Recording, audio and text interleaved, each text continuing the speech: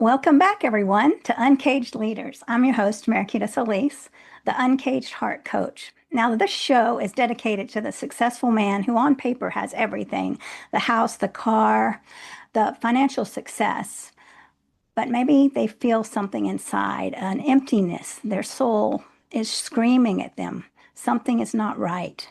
So, this show is dedicated to that, to ending that war inside of the men that are living inside of the man box, having to conform to the rules of society and suppress their emotions, and helping those men build a life of genuine courage, purpose, and authenticity. So I come from the Institute for Woman-Centered Coaching, Training, and Leadership. And this is also combined with my direct social work experience as a residential treatment center coordinator, working with little boys, shutting down their feelings. When they're tiny, these little boys were 5 and 6 and not knowing how to handle big emotions. And this gives me the insight um, so that I'm able to share with my clients about the exact moment when these walls start building inside of the little boys and how hard it is for them to not be able to express emotions because society will not allow that. So I'm an empath and a highly sensitive coach, and I'll say it, I'm strong and I'm very emotional, but I also am I'm soft and I'm not going to be knocked down. I'm a leader in many areas, and I'm here to show you that you can be soft and you can share, be emotional and be an empath, but you also can be courageous and be a voice. So, because I want to help men bring back their vulnerability, their compassion, and reconnect. I mean, with that, open up their somatic system, which is often just been shut down. So today, I'm excited to speak to my childhood friend, Dr. Michael McCamish. Michael lives in Chattanooga and returned here in 2011 from California, where he lived for 14 years. He's had the honor since 2012 to learn with students as the professor of anthropology and criminal justice at Chattanooga State.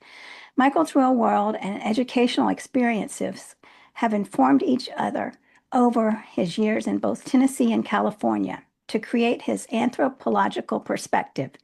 His experiences include having worked in a chicken factory and as a social worker with homeless and juvenile populations, taught in prisons to study prison culture, and trained as an actor to become a performing artist.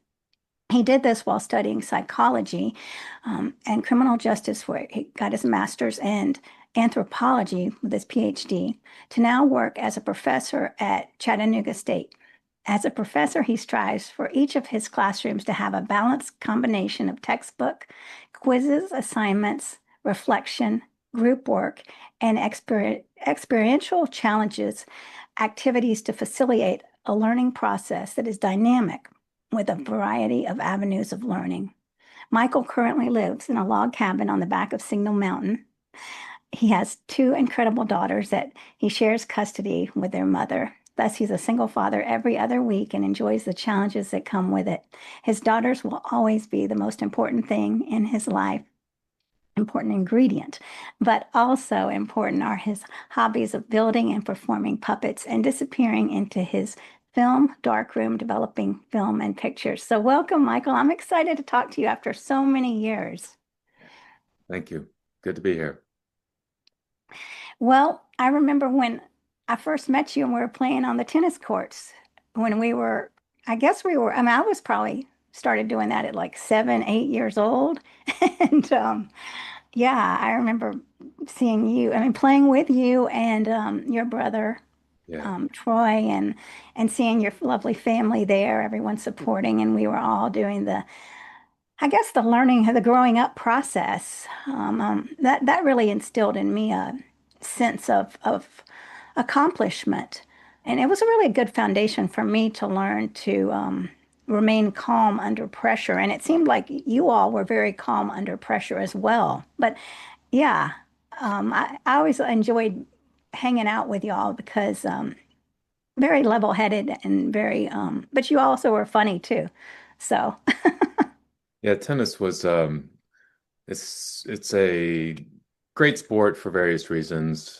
It's a lifetime sport, and people play it. It's great exercise, and so I think sports in general. I grew up as an athlete, and tennis was just one component. I played basketball, football, baseball. It was year-round sports, and tennis was such a it's a demanding sport. People played it year-round, and I played other sports. But your brother and yourself were always really, really pleasant to be around likewise, and enjoyed it. But you're right. I think that there's a sense of accomplishment and discipline that I developed out of sports, and I always wish that I had been exposed to the arts growing up more, but I sort of t turned my I turned towards the arts later in life, but I take my athletic ability and sort of apply it into my arts now. Um, so yeah, it's definitely it's quite the childhood to look back on, though, how important sports was to us and how playing tennis and created relationships that are still alive today. Yeah, it's interesting to look back on those times. I mean, there was so much learning and growth for me, having to step up and be out there and perform. I mean, perform in the maximum capacity and being a good sport about things, without having meltdowns. So yeah, it was a good life lesson. And some would have meltdowns on the court. That was definitely that still goes on. Yeah, that's true. Oh my gosh, yeah. So tell me about your childhood. I saw you all, and I love and you have a sister too. I remember her and your mom coming to watch also. Yeah. Yeah, Um, so definitely I'm one of three, the middle child. And I got an older brother who's 17 months older than me, and a younger sister who's like 6 years younger than me. And we grew up in the Chattanooga area, and went to um, went to church quite a bit, and went to Baylor, went to private schools, and played sports like we mentioned, and definitely was grew up in a world where I had a lot of privilege and had a lot of opportunities. Was offered to me through my family, my father, and really, I really just I took my direction in my life in a completely different direction. But as I grew up, I grew up in a pretty what's the best way to describe it? Bubble type of world, I guess you could say, kind of, and definitely had a lot of, it's like we all do. We all kind of grow up in our little path, and we think it is the world, that's most important, and it's how everything is, but it's not. And but religion it was really important. It still is really important to my family. I moved out of the church as I became an adult, but it is the centerpiece to our social life growing up. It was. I mean, we would go to church three times a week, sometimes Wednesday nights, sometimes Friday and Sunday night, but Sunday morning, of course. So around the Chattanooga area, it organized and organizes social life and the outlet for community. And so I didn't ever, I mean, it was such a centerpiece. I mean, I struggled with it, and I went through periods of time where I was completely felt like it was who I was, and I was saved. And like I said, my family still lives engrossed in it, and I straddle worlds, in a way by still relating to them, but not being as being religious like they are. So, but yeah, I mean it's a little bit about my upbringing. yeah, I had the same experience in the church. My family was very Catholic, and I go to Unity now, and it's open. So, and it's not a dogmatic church. But I mean, that really works for some people. So, and it worked for my mom and my dad. So, and also I went to a private school and I felt like an outsider a lot in the private school. I don't, I don't know. I never really felt like I fit in, honestly. How did you feel in those teen years as you went to a private school also?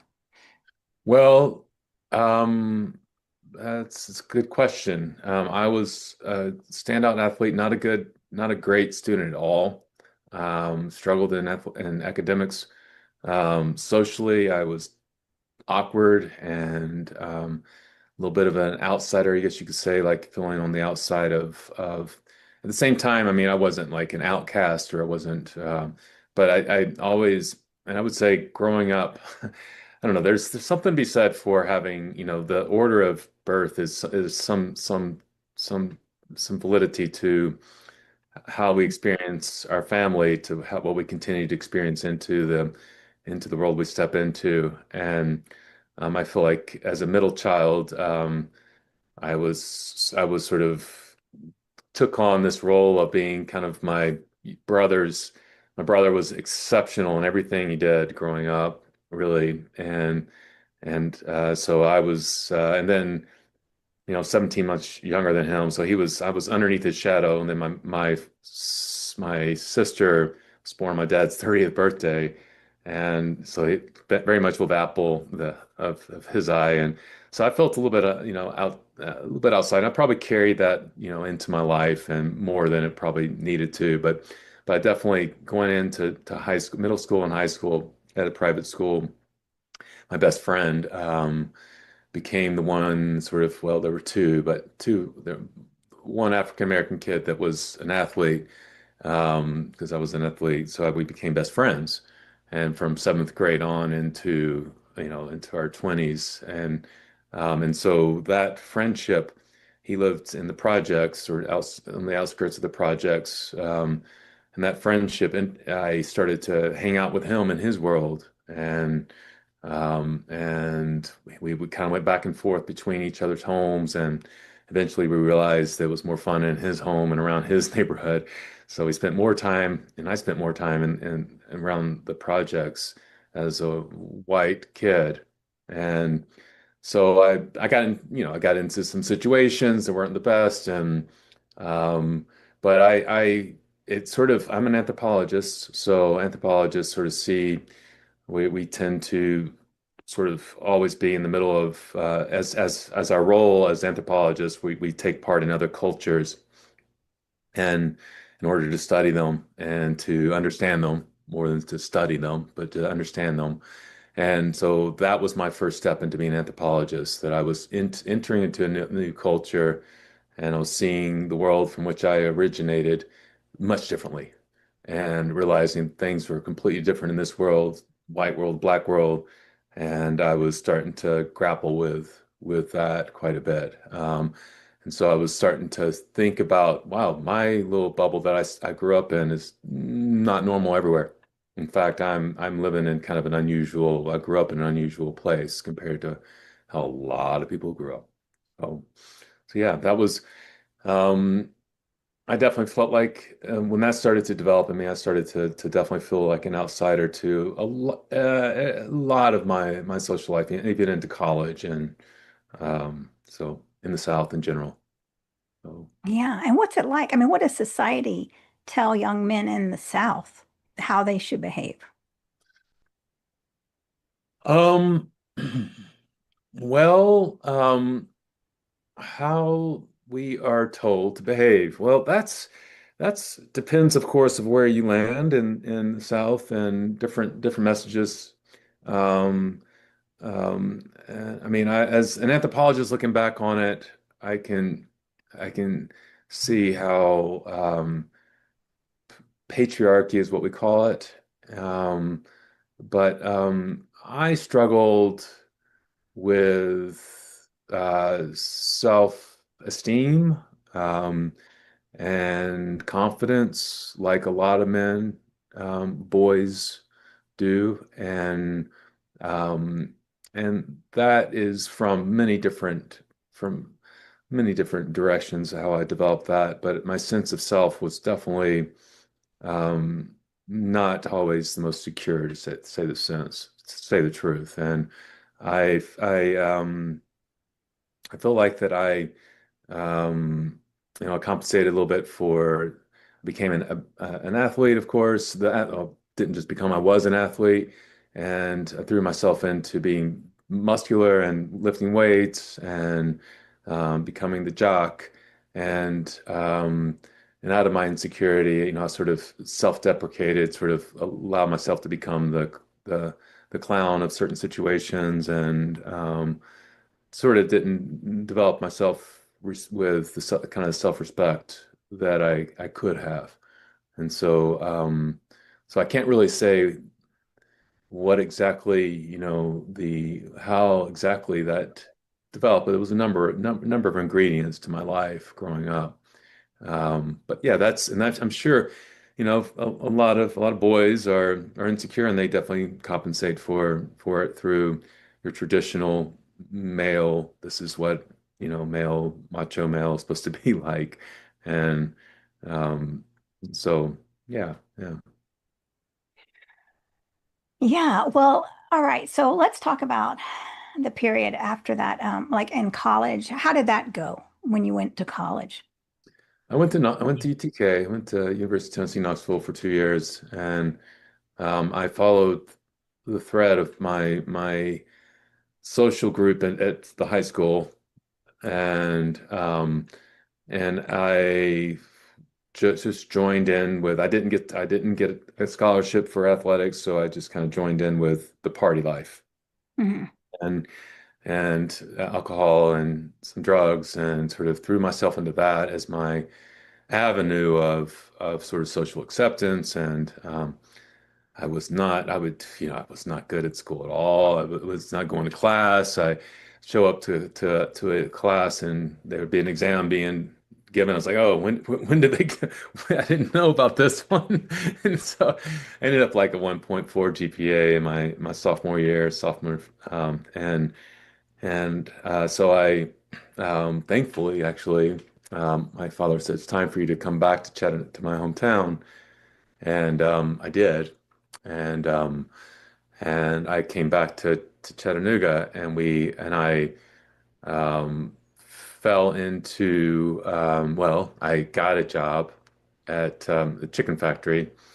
And that summer, when I dropped out of college for a moment, and I sort of stepped into relationships that I developed through high school with my best friend in the projects, because the chicken factory was located in the same area of town, and so I knew people there. I developed a girlfriend who was African American, lived in the projects area, and I just completely sort of threw myself into that world as being working in the chicken factory, um, and stepped away from my white world, so to speak. And my yeah, I mean, I started going to school at night, um, and started to make really good grades as a result of that. And I started to have some direction and some focus on what's,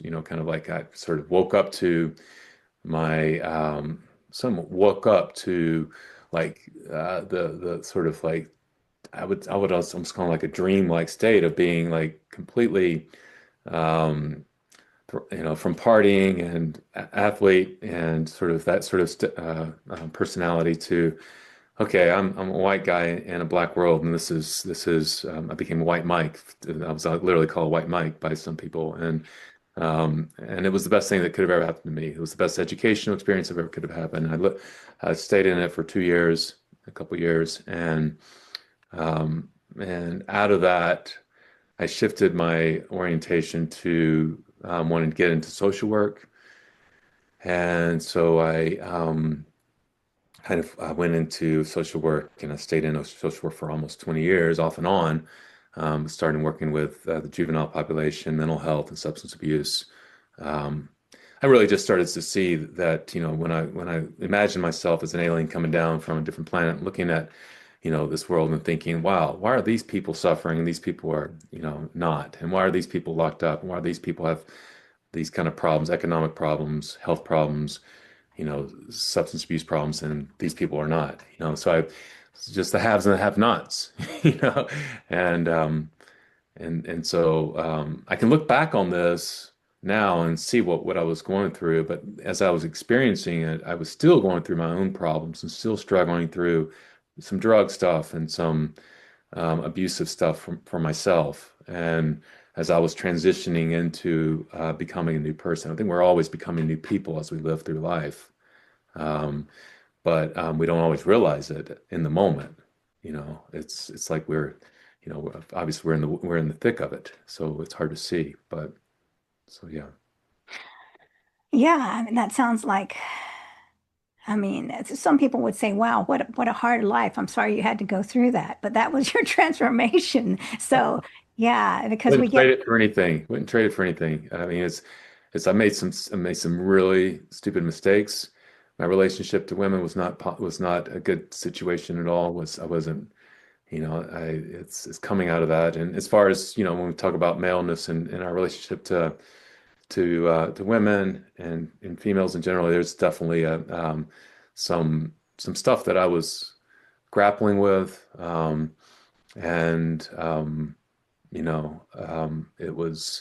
I was in my early 20s, so I was also very young, and but it led me into going, you know, at some point during that period of time, I got involved with some guys in the projects that were not good influence, and I actually got involved with some stuff around drugs, and I really at some point was contemplating buying a gun.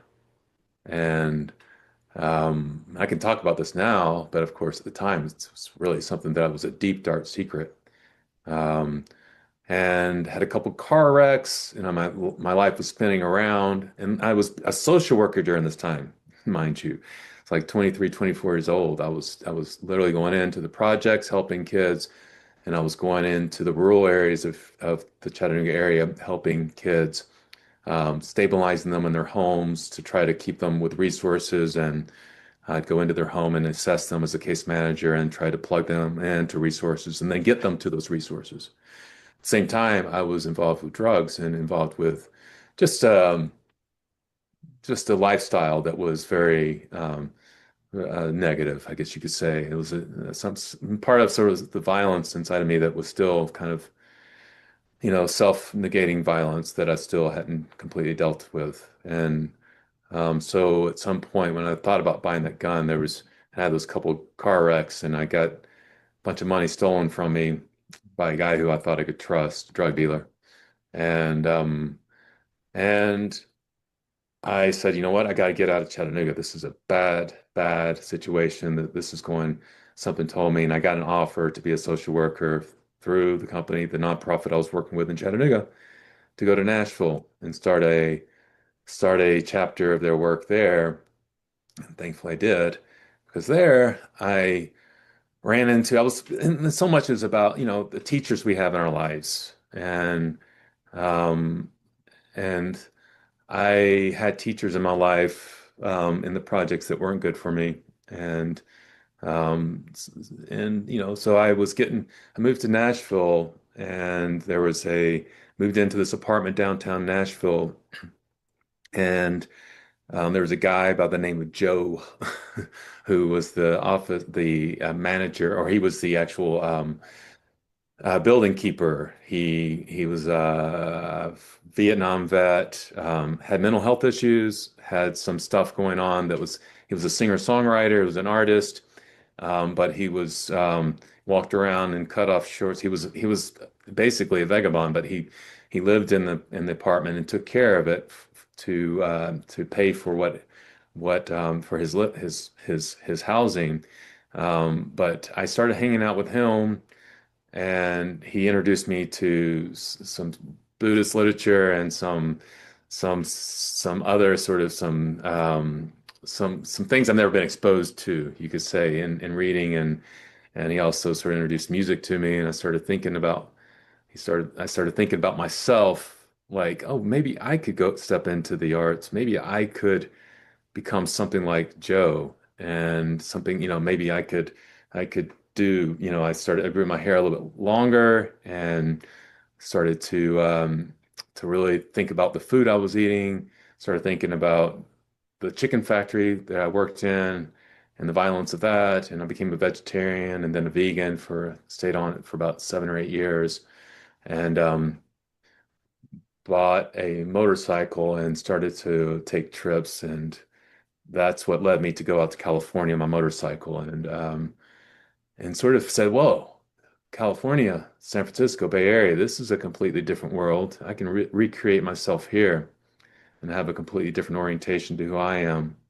Of course, I'm looking back on this, I'm realizing what I was doing, but at the time I was just like, this seems to make sense. I didn't know why, for sure, but I needed to do it. So I rode my motorcycle back to Tennessee, gave my 3 month notice, and said goodbye to Joe after being there for a couple years, and headed off to California without a real plan, to be honest with you. So, No, I did that too, kind of. I went to New Mexico without a plan also, just to get away, just to try to, get something, to something get new. I just wanted to get away from Chattanooga, kind of. That's the way I was because nevertheless, and I'm in Atlanta now, but I can really relate to what you were saying. And you don't know. I mean, when you look back, you see everything kind of lining up and then what you learned from all these different people in your life. So yeah, and then I mean the shift towards creativity and so many men, I mean, are afraid to, or maybe that's not the right word, afraid, or they're hesitant to tap into that creative side because we're taught that that's more feminine. The or the creativity is the feminine energy, but it's also, I mean, we need a balance, right, of masculine and feminine energy, and many men are shutting down that side of creativity. And I mean, how does that release emotions, would you say, or does it? You know, Yeah, yeah. So my path into being an artist was initially it was music, and I got kind of overwhelmed with learning music at such a later age. At least from my perspective, at 28 years old, I thought, I was romanticizing the notion of becoming the next Jim Morrison or something, But but yeah, I got frustrated, and so it was interesting. It was through working in the prison that I started to sort of unlock some things, but I was already unlocking them. I'd been to therapy once or twice in the Bay Area when I got out there, and just growing my hair long, and from the world that I originated, where long hair is related to femininity, was an act of rebellion in some sense, but it was in expressing myself from a different place, seeing myself differently from the maleness from which I originated. But being able to, I was writing, a lot, and poetry, and trying to get myself into that, and sort of looking for an avenue of expression. And I think that's a calling that we definitely, I think we all have. Um, we all are creative, and we are artists. We just, it's just how we see ourselves. And um, so I going into the prison, the program in which I entered was a program called the Alternative to Violence Project. It's AVP. It's a Quaker-based program that is in prisons all over the world, um, and has starting roots, I think, in New York, but New York State. But I ran into it out in the Bay Area. It was all over the state of California for a while. But So we would go in and do, and I first went through, it's a 3 or 4 day workshop where you go through experiential exercises of dealing with violence that are within. And you have very um, structured experiences that are within the framework of a workshop. And and so to become a facilitator, you have to go through 3 of those workshops, and then you become a facilitator of those workshops. And so I did the 3 workshops inside the prison with prisoners. And so we were co-participants. I was co-participant with prisoners. And the I became a facilitator, and I facilitated some of those workshops with prisoners. And so that was something that was, the first thing we had to do in those workshops was rename ourselves. And so I was carried, and it was always affirmative terms, like I call myself Mighty Mike. That was my name that I called myself in every workshop. Well, I actually shifted at some point, Mythical Mike and whatnot. So, but definitely, that was good therapy to be doing that with men who have, and I could see my violence, the threads of my violence that when I ran from Chattanooga, I was in a sense running from the violence in me. And you can't really run from your own violence, but to take yourself out of the context where your violence is rooted in, I think it helps to look at it and to understand it more. And so taking myself into prison where guys who did not take themselves out of the context and stayed rooted in and bought that gun and did some horrible things, I became it was the best, again, another one of those great best experiences of my life of going into the prison and working with those men. And yeah, and definitely, as far as this best therapy I've ever had, I guess you could say too. But our AVP, Alternative Violence Project, we got kicked out of the prisons in the state of California because what was happening, I was one of few men, only a few men who were going into the prison in San Quentin in the Bay Area.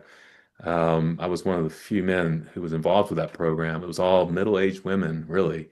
And they had this dynamic of falling in love with some of the men in the prison.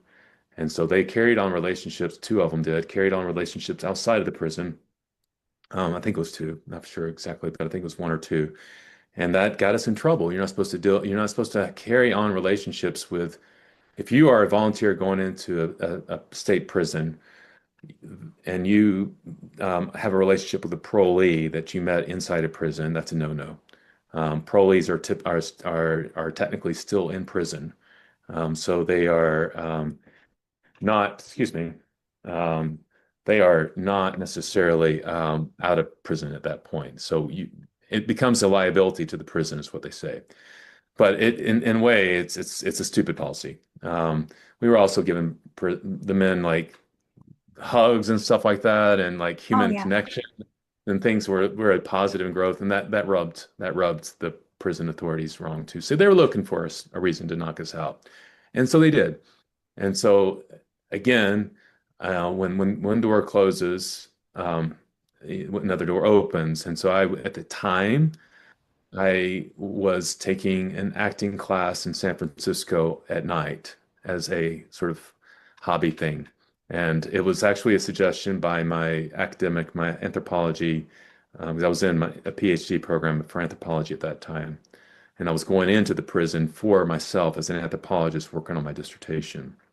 So you're wearing 2 hats when you're going into a culture as an anthropologist. And my hat that I had on was this person learning AVP. But at the same time, I would take notes after every AVP session of what I learned, and that became part of my dissertation. So we got kicked out. I was taking acting classes in San Francisco, and I was really feeling like, oh wow, I can throw myself physically, my physicality of my youth and my upbringing, my interest in expressing myself. This was a really fruitful area for me, and it was only within 1 year that I realized that. And I said, well, you know what? Let's start a theater project, a theater program that we maybe offer to the San Quentin officials and see if we can start our own class in San Quentin, and I can continue my dissertation work that way. And so it didn't work, thankfully. They denied us because I wasn't ready really to lead a group of men in a theater workshop, but I really was hungry. And so it didn't work out. I turned my attention, it was early 2000, I think, 2000, early web world. And so I actually got on the web. I didn't have, yeah, forget, I don't, anyway, I got on the web and I found a whole community of prison theater programs in Europe. And so I showed up for one of their meetings in Cambridge, England, because they would have these sort of like conventions, um, um, and where all the different prison theater programs would bring the producers of those programs would come and they would meet to talk about what they're doing. So I showed up for a meeting and I said, hey, I'm an anthropologist. I'd like to document what you are doing in your prisons. And can I just jump on your boat? And said, well, we need somebody to document our work. So why don't we'll help pay for your trips over to Europe and for you to document and write about our programs. So I did that for the next year and a half. It took 6 trips over to Europe, traveling to prisons in UK, Germany, Northern Ireland, and Italy, Southern Italy. And each of those prisons had men making theater inside of them. And so to talk about the vulnerability of expressing yourself in any culture, here in the South, to grow your hair long, to become a new character, to express yourself, there's a vulnerability to that. So when you go into prison where whoa, talking about patriarch, talk about the maleness and the violence of maleness is alive and large there, greatly to say the least. For these men to be some having to take on female roles to play to produce their theater. Some companies made their own theater.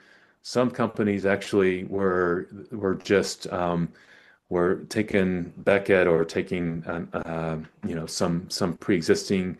They loved Samuel Beckett because of the absurdity of Samuel Beckett's writing and playwright. So they would take and they would be girl parts. And who's going to play the girl parts? Well, a man would.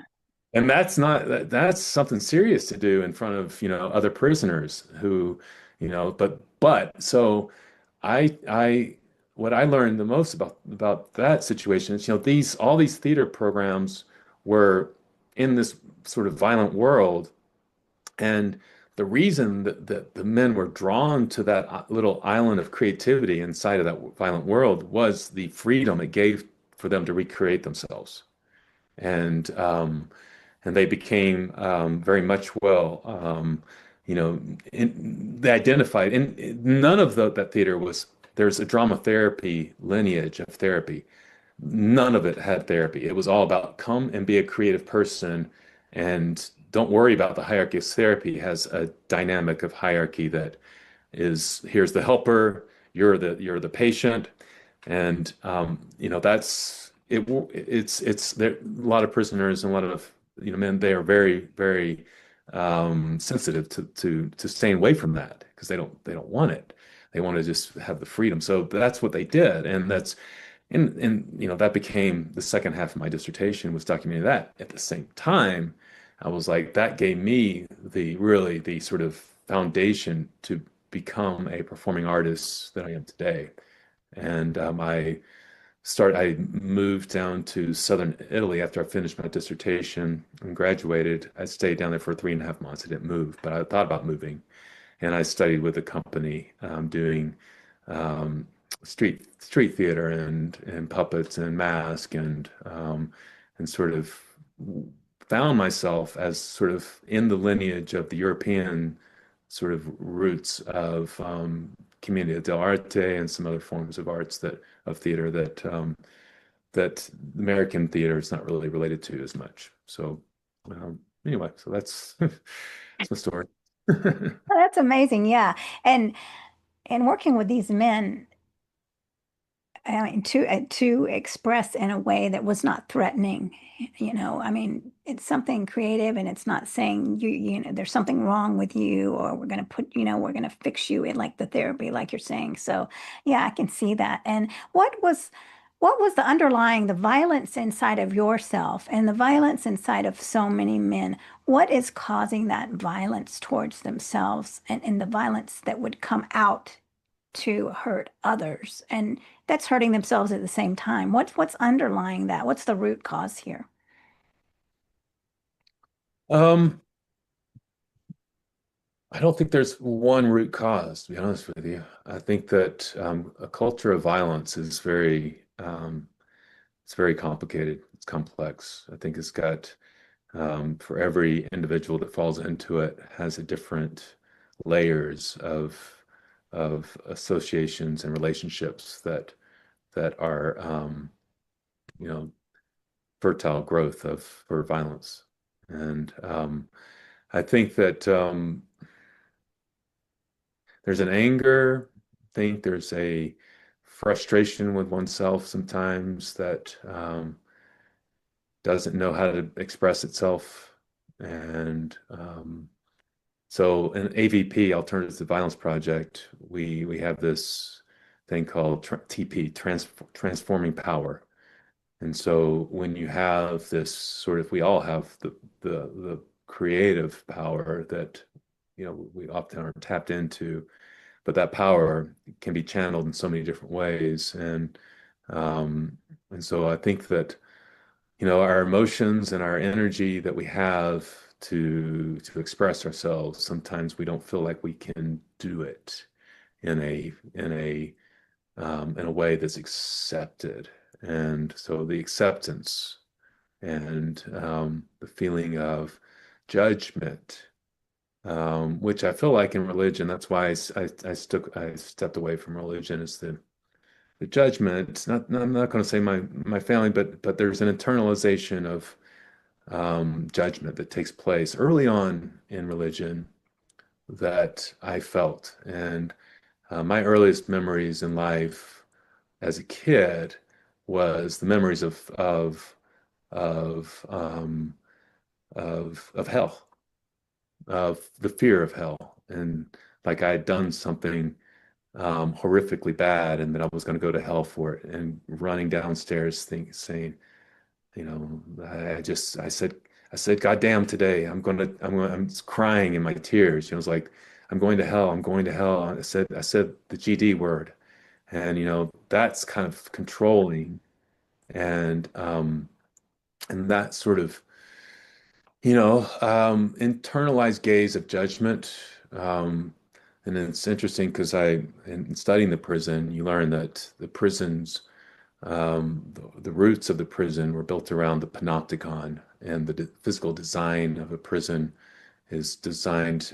Jeremy Bentham in the early 19th century designed the panopticon, which allows for a center tower inside of a round a round building, kind of like a cathedral. Just this is how prisons were designed, and there were tiers of cells built around in that circle. And from that one centerpiece in that tower, the guards could see inside of every one of the cells around it. And but however, the prisoners themselves can't return the gaze. So the prisoners are always being watched, or they could be almost being watched, but Uh-huh. they don't know. So the controlling mechanism is internalized. The threat of being watched, the threat of judgment controls your behavior. And so that there's an internal gaze that develops in all of us. And that internal gaze, is family, religion, um, teachers, we encompass that. We absorb it, and every relationship builds that gaze. Is that gaze going to be like freeing? Is it going to say, hey, you can be whatever you want to be? Or is it a gaze that says, hey, you better not do that, or else you're going to be in trouble. Um, you're going to face ostracization. You're going to whatever, you know. So what does that gaze validate? What does that gaze judge? What is it, et cetera? So that's, to me, you know, talking through it here, that's kind of when we talk about the roots of violence, I think that's it. Yeah. And how does shame play into that? Well, that's part of the gaze. We have a guilt, shame. Um, yeah, it's when you do something and you're obviously embarrassed for it, it adds a layer of like yeah, I mean, it adds a layer of why we continue to stay within the confines of that gaze. The shame is a controlling mechanism in itself, and it's definitely something that, you know, yeah, I mean, the thing about it, so I look at my past, I look at things I've done in the past and realize they were mistakes. I can talk about them now because I'm not ashamed of them anymore. And they don't control me. They don't control who I am today.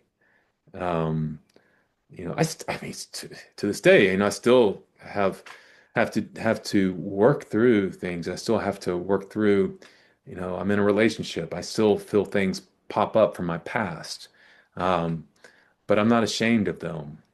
And whether it be, um, you know, in any form of who I am, it's so it's how we look at our past defines if we're ashamed of it or I have regrets. I think regrets can be your best friend.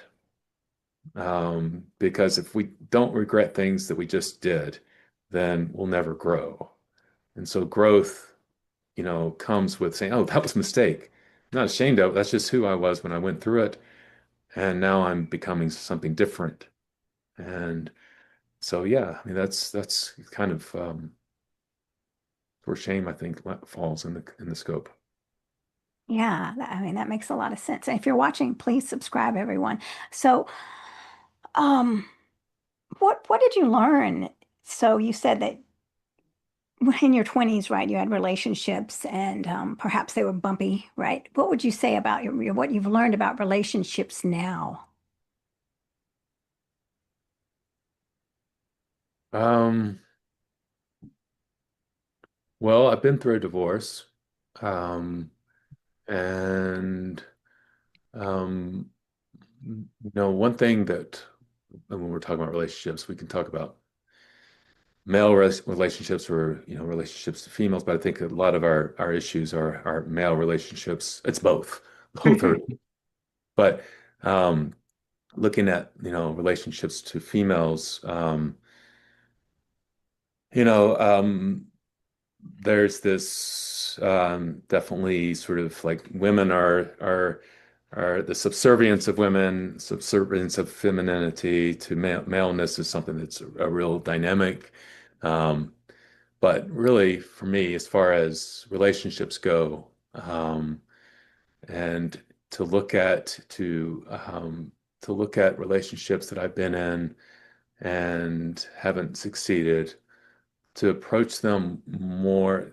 We have in our culture, we have this belief that that a relationship, we have our true soulmate in this world that we should be drawn to, and that's who we find, and that's the perfect person for us. But there are no perfect people for us. Relationships are about work, and so if the quote unquote failures of my relationships indicate to me um, really I was approaching them without the understanding that I needed to work to cultivate relationships. And so, yeah, that's the main thing is that relationships, when I say work, they take um, they're not they should not be something that we have to look at as work, but that we want to do.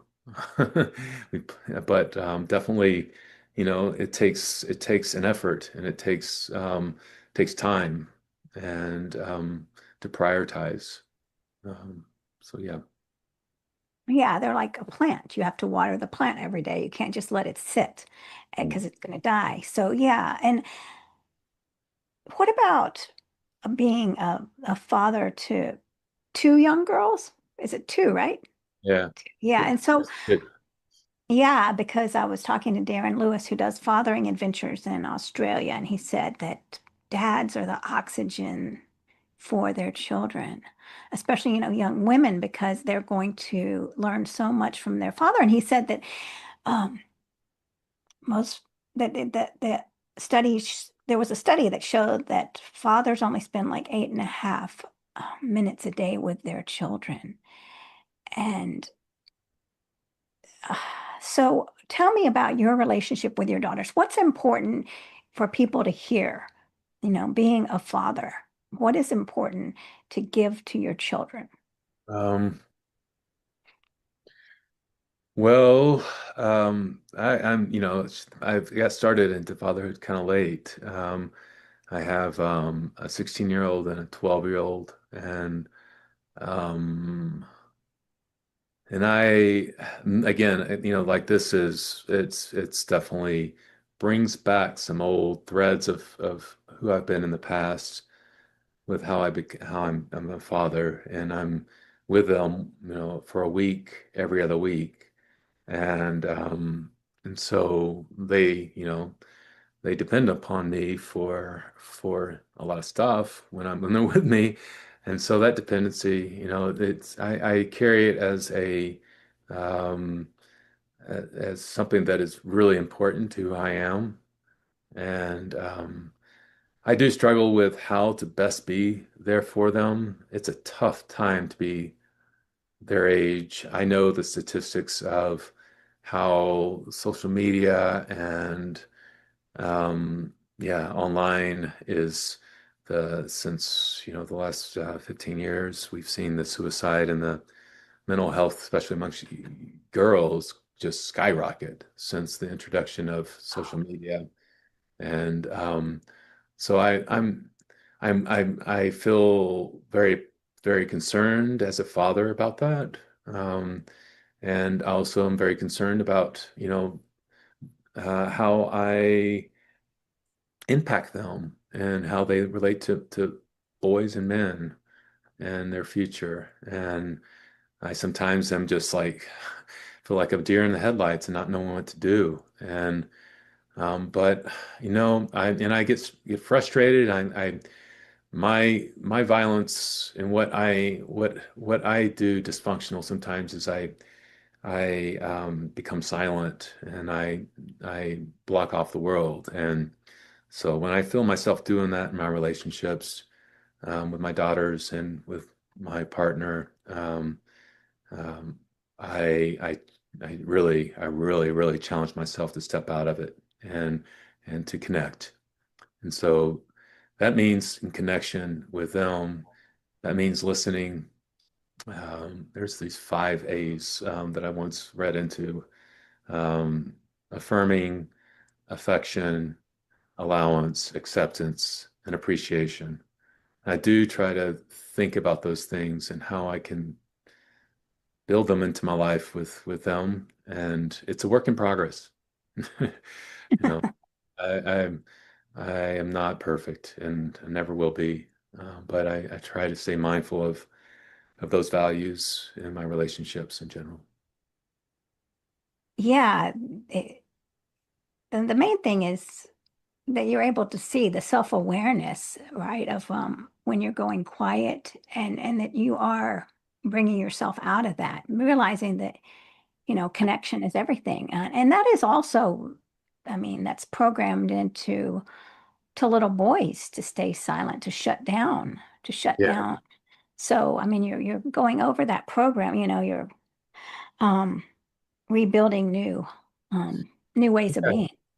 It's you know what? So much of it for me and for a lot of men, I think, is it's about depression and breaking through depression.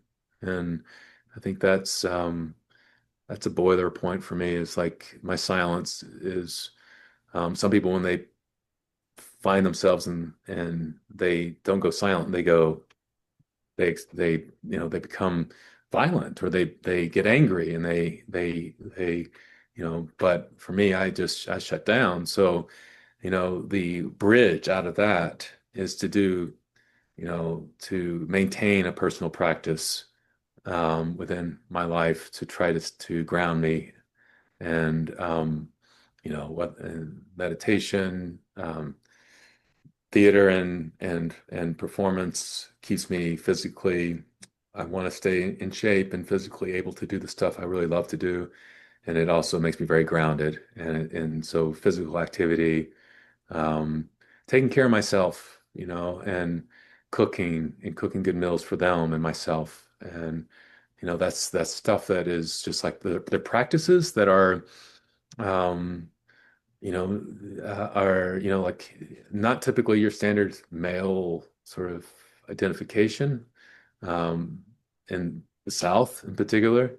But definitely, for me, it's an outlet of what keeps me, um, in perspective, with a better perspective. Yeah. And the idea that everyone has to be independent or that men have to be independent, and that's the opposite of connection. And women also are taught now to be independent. We don't need anyone. I don't need a man. I don't need anybody. I can do everything by myself. Now, it's not true. I mean, unless you're living in the woods by yourself, you do need people. So, yeah, how does that play out? I would imagine that's in prison. I mean, you would have seen that in the prison system. Right. So the idea of male strength is independence and not needing help. And when there's help needed, you know, um, stuff it, just stuff it, and that's something that is a real trap, and it's a real trap for many of us. So asking for help and talking, communicating about what you're experiencing and what I'm experiencing, and that is so important. I mean, it just, and like with my daughters, or with anybody, but interdependency, and the Mhm. shift from independence to interdependency, and to see that we're all interdependent of each other, is something that where we are an interconnected web of breath of life, is how I perceive it. Um, and what's really horrific is to see the polarization, you know, that in which we are in obviously, I mean, I don't even, it's stupid for me even to bring it up, but we're going against that, where our politics and our worlds are being driven apart from each other. And so it is a little bit of a scary time.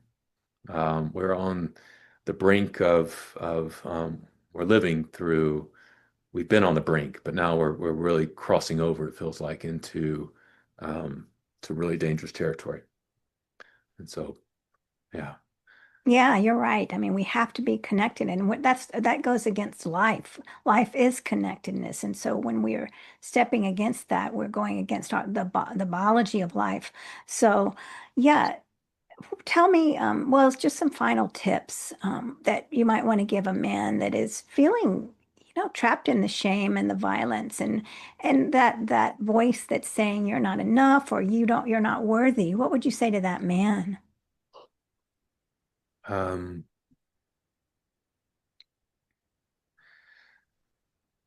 yeah, that's a hard one to universalize.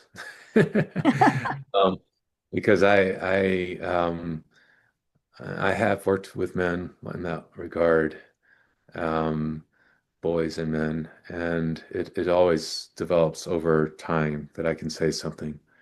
Um, but to tell them that they're not alone, you know, Mm.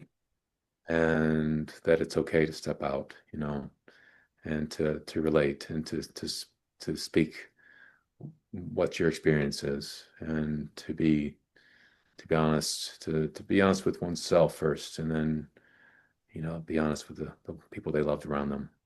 But the main thing is not to be alone, and um And then it's okay to ask for help, you know.